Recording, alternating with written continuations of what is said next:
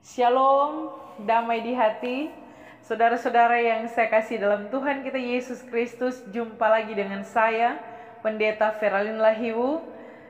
Saya sangat bersyukur ketika saya boleh menjumpai Bapak Ibu Saudara semua. Semoga kita dalam keadaan yang sehat, kuat, dan diberkati oleh Tuhan. Saya pendeta jemaat yang ada di Gemim Getsemani Madidir. Dari tempat ini saya menyapa Bapak Ibu Saudara semua. Dan saya bersyukur ketika Tuhan masih menyertai kehidupan kita sampai hari ini. Kita boleh ada di minggu yang kedua, di bulan Agustus, bulan yang ke-8, luar biasa. Kasih anugerah dan penyertaan Tuhan di tengah-tengah kehidupan kita semua.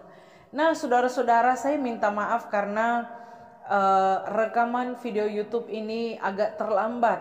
Sebab dalam minggu ini saya sangat padat pelayanan, sehingga saya harus mencari waktu untuk dapat rekaman video ini, sehingga pun puji Tuhan boleh terlaksana di saat ini.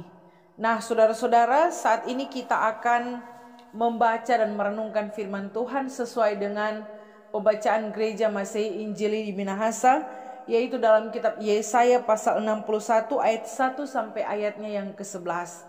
Namun sebelum kita membaca firman Tuhan, mari kita berdoa. Ya Tuhan Allah, kami bersyukur kepadamu karena Engkau selalu baik di tengah-tengah kehidupan kami. Saat ini kami merasakan penyertaan Tuhan bagi kami semua. Bahkan kami akan membaca dan merenungkan firman-Mu. Biarlah kebenaran firman Tuhan ini menuntun kami, sehingga kami akan selalu hidup sesuai dengan standar firman-Mu. Berfirmanlah bagi kami saat ini Tuhan, kami telah siap untuk mendengarnya. Amin. Saudara-saudara, mari kita membaca bagian ini secara bersama-sama, yaitu Yesaya 61 ayat 1 sampai ayatnya yang ke-11. Diberikan judul Kabar Selamat kepada Sion.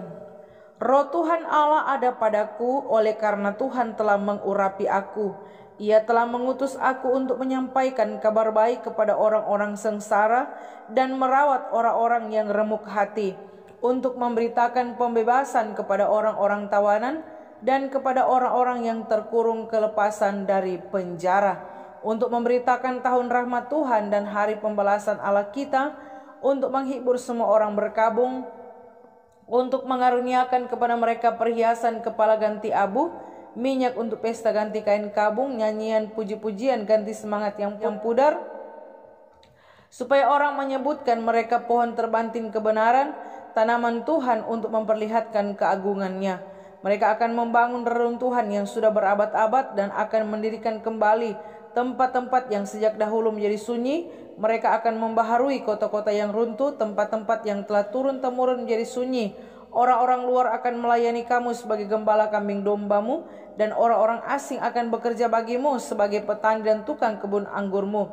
Tetapi kamu akan disebut imam Tuhan dan akan dinamai pelayan Allah kita.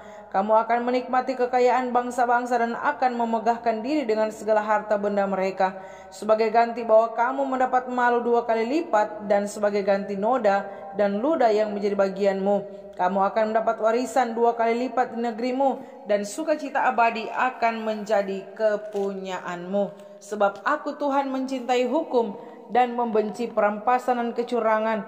Aku akan memberi upahmu dengan tepat dan akan mengikat perjanjian abadi dengan kamu. Keturunanmu akan terkenal di antara bangsa-bangsa dan anak cucumu di tengah-tengah suku-suku bangsa. Sehingga semua orang yang melihat mereka akan mengakui bahwa mereka adalah keturunan yang diberkati Tuhan.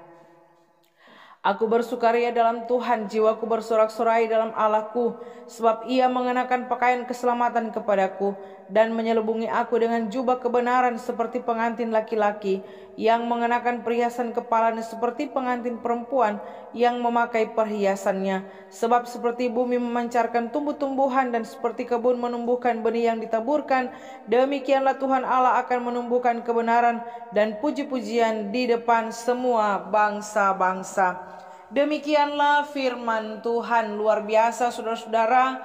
11 ayat telah kita baca dalam pasal 61 kitab Yesaya ini. Sekali lagi, shalom, damai di hati. Saudara-saudara yang saya kasih dalam Tuhan kita Yesus Kristus, saat ini gereja kita, Gereja Masehi Injili di Minahasa, mengangkat tema yaitu gereja sebagai pemberita kebebasan. Nah saudara, jadi pertanyaan bagi kita, siapakah gereja? Gereja adalah orang-orang yang dipanggil keluar dari kegelapan masuk ke dalam terang Yesus Kristus. Jadi gereja adalah orang yang hidup dalam terang, bukan dalam kegelapan. Sehingga saudara, kalau ada orang yang masih suka hidup dalam gelap, dia bukan gereja Marsongko ya. Sehingga sebagai gereja Tuhan, maka kita akan menyukai terang, kita akan hidup dalam terang, karena kita sudah berada di dalam terang Tuhan Yesus Kristus. Nah saudara yang diberkati Tuhan, gereja adalah kita sendiri. Kita sebagai pemberita kebebasan ya. Pemberita ini artinya apa? Orang yang menyampaikan berita, atau disebut juru kabar, juru bicara. Nah saudara, sebagai pemberita atau juru bicara ini, atau disebut dengan jubir ya, kita harus memberitakan kebebasan, memberitakan kabar baik. Bukan sebagai pemberita kita memberitakan kabar-kabar burung ya, kabar gosip ya, gosip yang belum tentu kebenarannya. Atau bahkan orang bukan jadi pemberita kabar baik, tetapi menjadi orang yang suka menyebarkan hoax atau kabar putar balik, saudara-saudara ya, kabar bohong. Sehingga saudara yang diberkati Tuhan, terkadang mulut kita ini bukan dipakai untuk menyampaikan kabar baik, kabar sukacita, berita tentang kebebasan, berita tentang kelepasan, tapi kadang-kadang mulut kita ini dipakai untuk bergosip ya. Sehingga hari ini firman Tuhan mengingatkan kepada kita lewat tema yang ada, bahwa kita sebagai gereja harus menjadi pemberita kebebasan. Nah saudara yang diberkati Tuhan, kebebasan ini bicara apa? Kebebasan ini bicara keadaan yang bebas. Bebas ini berarti lepas sama sekali ya, bebas, tidak terikat. Bebas ini juga dapat diartikan sebagai merdeka. Nah, saat ini tema yang ada ya berbicara tentang kita sebagai gereja harus menjadi pemberita kebebasan. Jadi pertanyaan bagi kita, kenapa tema kita ini bicara tentang kebebasan? Ada apa dengan kebebasan? Apakah ada kaitannya dengan hari kemerdekaan di bulan Agustus ini, saudara-saudara? Karena bebas juga berarti merdeka. Atau ada masalah apa dengan kebebasan bangsa Yehuda yang kita baca dalam kitab Yesaya pasal 61 ini? Nah saudara yang diberkati Tuhan, bagian firman Tuhan yang kita baca ini bicara tentang bangsa Yehuda yang sudah bebas dari pembuangan. Ya, cukup lama mereka ada di pembuangan, dan pada akhirnya mereka bisa kembali ke kampung halaman mereka, ke tanah air mereka, yaitu di kota Yerusalem. Nah saudara, kebebasan bangsa Yehuda ini seharusnya membuat mereka menjadi senang, seharusnya membuat mereka berbahagia, seharusnya membuat mereka bersukaria dan bersukacita. Namun saudara-saudara yang diberkati Tuhan, ada masalah di sini. Saat mereka kembali ke kampung halaman, tadi saya katakan seharusnya mereka senang, tapi mereka harus mengalami sengsara. Bahkan para ahli mengatakan bahwa keadaan pada saat itu adalah keadaan yang gelap dan frustasi. Sebenarnya ada apa saudara-saudara ya? Ada apa? Keadaan apa yang terjadi pada saat itu? Nah saudara yang diberkati Tuhan, ternyata saat mereka kembali ke Yerusalem, keadaan tidak sesuai dengan ekspektasi yang ada. Ya, kota Yerusalem masih dalam reruntuhan. Semangat untuk membangun kembali terhambat karena terjadi ketidakstabilan dalam hal ekonomi dan politik. Bahkan rencana membangun bait suci itu tidak maju-maju karena orang-orang yang ada pada saat itu mengutamakan rumahnya sendiri. Bahkan ada juga yang kaya semakin kaya, yang miskin semakin miskin. Bahkan yang kaya tidak peduli dengan yang miskin.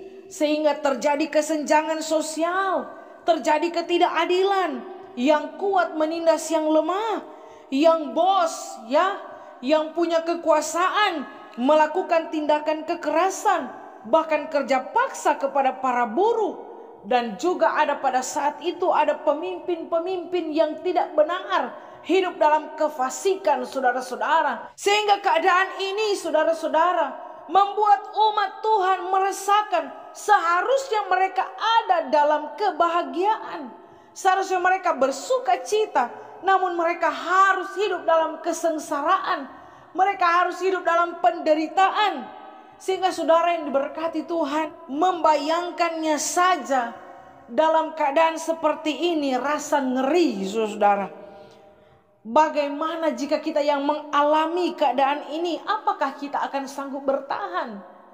Namun saudara yang dikasihi dan diberkati oleh Tuhan kita Yesus Kristus, dalam keadaan yang menderita, dalam keadaan yang sengsara, bahkan dalam keadaan yang gelap dan frustasi inilah Nabi diutus untuk memberitakan kelepasan, untuk memberitakan kebebasan, bahkan untuk memberitakan keselamatan. Namun saudara, berita kebebasan ini dialamatkan bukan Israel seluruhnya, bukan Yerusalem, tapi ini dialamatkan kepada orang-orang sengsara, kepada orang-orang miskin, kepada mereka yang tertekan, kepada mereka yang remuk hati, kepada mereka yang berputus asa, bahkan kepada mereka yang tidak memiliki pengharapan bahwa Allah melihat penderitaan mereka dan Tuhan Allah akan memberikan kelepasan kepada mereka. Saudara yang diberkati Tuhan, kalau kita ingat apa yang disampaikan oleh Yesus dalam kitab Matius tentang ucapan bahagia, di sana Tuhan Yesus berfirman, berbahagialah orang yang miskin karena mereka yang punya kerajaan sorga. Bahkan dikatakan berbahagialah orang yang berduka cita karena mereka akan dihibur. Saudara, kalau kita tidak alami kesulitan, kalau kita tidak mengalami penderitaan, kalau kita tidak ngalamin yang namanya pergumulan, kita tidak akan mengalami pertolongan Tuhan di tengah-tengah kehidupan kita. Sehingga saudara yang diberkati Tuhan, apa yang mau dipesankan oleh firman Tuhan di saat ini dalam kitab Yesaya pasal 61. Yang pertama saudara, saya mau katakan saat ini bahwa Tuhan tahu apa yang kita alami. Ya saudara, dalam perjalanan hidup yang kita jalani, apakah kita pernah mengalami yang namanya pergumulan? Apakah kita pernah mengalami yang namanya penderitaan? Apakah kita pernah mengalami kesusahan, kesulitan di tengah-tengah kehidupan yang kita jalani? Saya percaya saudara, sebagai orang Kristen, sebagai orang percaya, tidak ada satupun di antara kita yang tidak pernah mengalami yang namanya pergumulan. Setiap kita pasti pernah alami pergumulan. Sehingga saudara yang diberkati Tuhan, saat kita ngalamin banyak masalah, saat kita ngalamin banyak pergumulan, di saat seperti inilah kita akan merasakan pertolongan Tuhan di tengah-tengah kehidupan yang kita jalani. Sehingga mungkin hari-hari ini ada banyak masalah yang kita alami saudara. Ya, masalah ekonomi, masalah rumah tangga, masalah keluarga. Bahkan mungkin pergumulan yang kita hadapi saat ini mungkin menggoncang iman kita. Namun saudara, saya mau katakan saat ini bahwa dalam keadaan apapun kita, jangan kita meninggalkan Tuhan. Dalam pergumulan apapun yang kita alami, Tuhan adalah sumber segala-galanya di tengah-tengah kehidupan kita. Sehingga dalam keadaan yang sulit, jangan torang kasih tinggal Pak Tuhan. Amin. Kalau Paulus bahasa, segala perkara dapat kutanggung di dalam Dia yang memberi kekuatan kepadaku. Jadi saudara, kita tidak akan bisa menanggung pergumulan, masalah hidup yang ada, penderitaan yang ada kalau torang di luar Tuhan. Ya, torang hanya akan sanggup kalau torang itu ada di dalam Tuhan. Karena di dalam Tuhan ada kekuatan, di dalam Tuhan ada pemulihan di dalam Tuhan, ada mujizat saudara-saudara. Sehingga ini mengingatkan kepada kita semua, dalam keadaan apapun, torang jangan hidup di luar Tuhan. Apa yang kita alami, torang harus alami di dalam Tuhan, saudara. Sekalipun kita alami masalah, kalau kita di dalam Tuhan, maka kita akan diberikan kekuatan oleh Tuhan. Sama itu lagu bilang, bersamamu Bapa, kulewati semua. Ya, hanya bersama dengan Tuhan, kita mampu melewati pergumulan hidup yang kita alami di tengah-tengah kehidupan ini. Amin, saudara-saudara. Ya, bahkan kita ingat saudara cerita tentang bagaimana Yesus dan para murid ketika mereka dalam perahu menyeberang, saudara. Ya, angin taufan tiba-tiba datang, saudara, menyerang mereka yang ada di perahu itu. Kong dorang pe perahu itu, air hampir penuh masuk dalam perahu. Saudara, mereka datang pada Yesus. Mereka katakan, Guru, Engkau tidak peduli kalau kita binasa. Ya, mereka datang, mereka tahu bahwa Yesus sanggup memulihkan keadaan pada saat itu, saudara.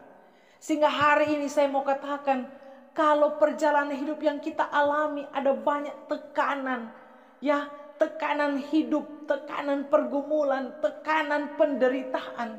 Saya mau katakan, kita harus datang pada Tuhan. Amin. Jangan datang Pak Birman, saudara. Kalau orang ada masalah, ada pergumulan, jangan datang Pak Birman. Kalau setengah Birman mulu ember, satu kampung dapat tahu, saudara.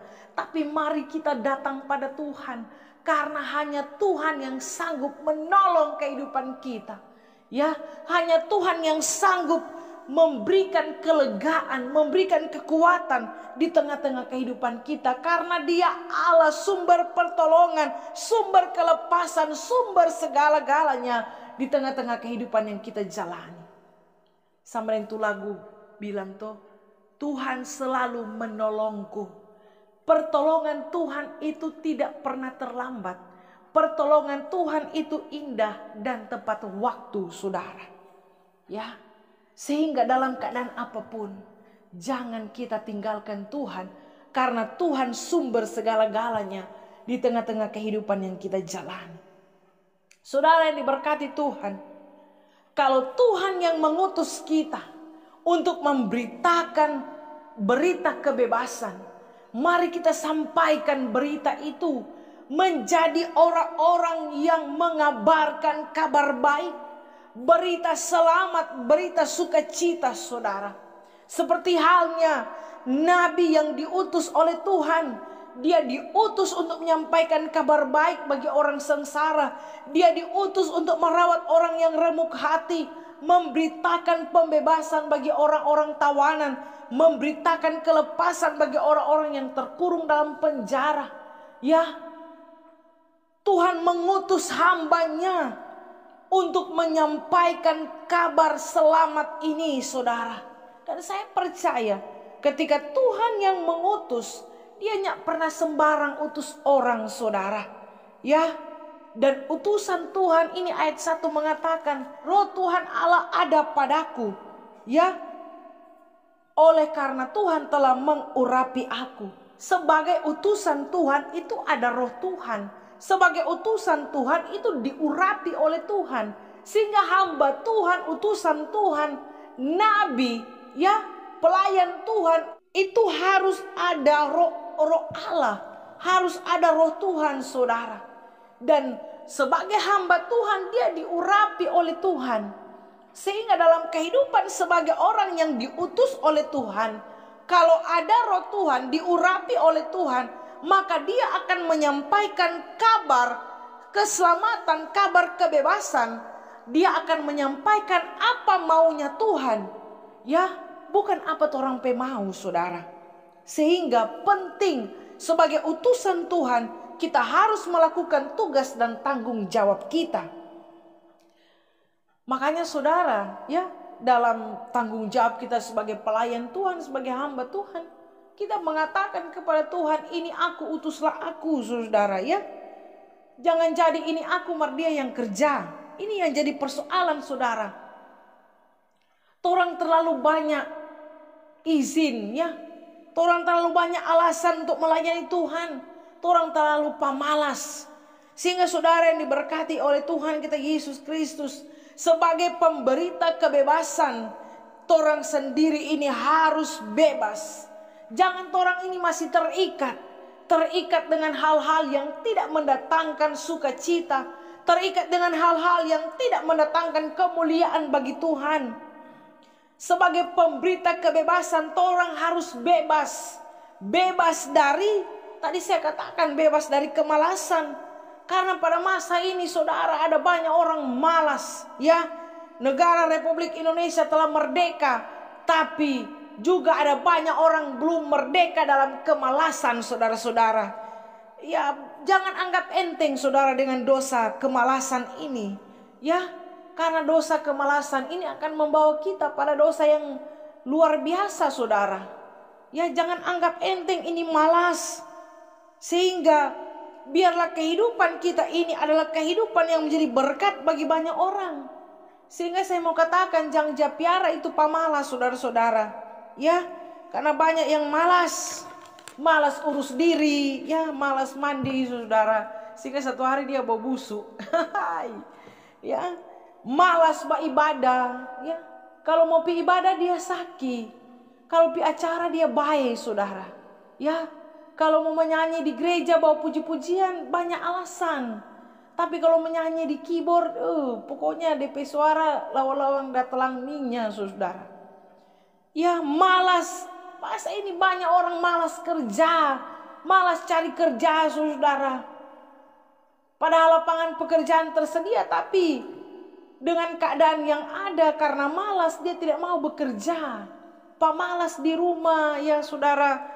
Ini juga mengingatkan kepada kita supaya kita bebas dari kemalasan. Ada juga pelayan Tuhan yang malas melayani. Jangankan mau pimpin ibadah saudara, deng hitung derma nih mau. Abis ibadah bukan hitung derma tuh. Pelayan-pelayan Tuhan malah baku lawang pulang. Malas saudara. Sehingga ini diingatkan kepada kita semua. Ya, jangan sampai kita pada masa ini dijajah oleh kemalasan. Sehingga jangan heran saudara, kalau pada masa ini juga ada banyak anak-anak muda, ya anak-anak yang sekolah itu malas belajar. Sehingga jangan heran kalau malas belajar jadi bodoh. Sebenarnya bodoh itunya ada, yang ada itu malas. Dan kemalasan itu membuat dia jadi bodoh. Bagaimana mau belajar saudara? Ya, kalau kurang hari-hari pegang handphone main game saudara, bukan belajar, tapi gamer ya, main game. Sehingga so lupa belajar, sudah malas belajar, so tidak ada ketertarikan untuk belajar. Padahal kalau orang belajar, orang akan pintar. Tapi kalau orang tidak belajar, orang akan jadi ketinggalan, akan bodoh saudara. Ada banyak anak-anak sekolah tidak mau pergi ke sekolah, malas sekolah. Cuma suka apa? Cuma suka begadang, cuma suka batona saudara. Sehingga pada akhirnya kawin belum DP oras. Ini yang jadi persoalan. Masih sekolah so suka kawin. Serta so kawin mau suka baku pisah, mau suka bacere saudara. Ini jadi persoalan. Ya, sehingga ini mengingatkan kepada kita semua. Apalagi anak-anak yang masih ada diberikan kesempatan sekolah baik-baik. Ya, belajar dengan benar, kejar cita-citamu supaya menjadi orang yang sukses dan berhasil di masa depan. Amin. Ya, biarlah kehidupan kita menjadi berkat bagi banyak orang. Benar-benar kita diutus oleh Tuhan untuk melakukan apa yang menjadi tugas tanggung jawab kita sebagai utusan Tuhan. Untuk memberitakan kabar baik, kabar sukacita, kabar keselamatan, kabar kelepasan, kabar kebebasan bagi setiap orang yang terbelenggu, supaya dibebaskan, dilepaskan. Dan hanya Tuhan satu-satunya sumber kelepasan. Hanya Dia yang mampu melepaskan kita dari berbagai masalah pergumulan yang kita hadapi. Hanya Dia Allah yang sanggup melepaskan kita dari dosa. Hanya Dia Allah yang sanggup melepaskan kita dari berbagai macam keterikatan yang terjadi di tengah-tengah kehidupan kita. Amin saudara. Kalau orang malas bertobat saudara, ya, Tuhan akan melepaskan dosa apapun, asalkan kita mau bertobat di hadapan Tuhan. Amin saudara. Semoga firman ini menyertai, memberkati kita semua. Terpujilah nama Tuhan. Amin. Mari kita berdoa. Terima kasih untuk firman-Mu Tuhan. Biarlah kebenaran firman Tuhan ini menyertai, memberkati kami. Dan biarlah senantiasa apa yang kami alami dalam hidup ini, kami akan terus hidup dalam Tuhan. Kami akan menjalani kehidupan bersama dengan Tuhan. Karena Tuhan tidak pernah membiarkan kami ketika kami dalam pergumulan, ketika kami dalam masalah. Allah sanggup menolong kehidupan kami. Kami juga diingatkan bahwa kami diutus Tuhan untuk memberitakan kabar kebebasan bagi setiap orang yang mengalami penindasan. Kabar kebebasan bagi setiap orang yang mengalami penderitaan, pergumulan yang ada. Dan biarlah kami benar-benar menyampaikan apa yang menjadi kehendak Tuhan, apa maunya Tuhan, supaya kehidupan kami benar-benar jadi berkat bagi banyak orang. Terima kasih untuk firman-Mu Tuhan. Biar firman ini menyertai kehidupan kami semua. Terpujilah nama Tuhan. Dalam nama Yesus kami berdoa, bersyukur, dan berseru bermohon kepadamu. Haleluya. Amin. Demikianlah saudara-saudara, semoga firman ini menguatkan, meneguhkan iman kita, dan kita semakin hidup di dalam Tuhan. Saya Pendeta Feraline Lahiwu pamit. Tuhan Yesus memberkati kita semua. Shalom, damai di hati. Jangan lupa untuk terus dukung channel Pendeta Feraline Lahiwu dengan cara subscribe, like, tekan tombol lonceng, dan juga tulis komentar positif, dan bagikan channel ini sehingga banyak orang yang diberkati. Amin. Sampai jumpa.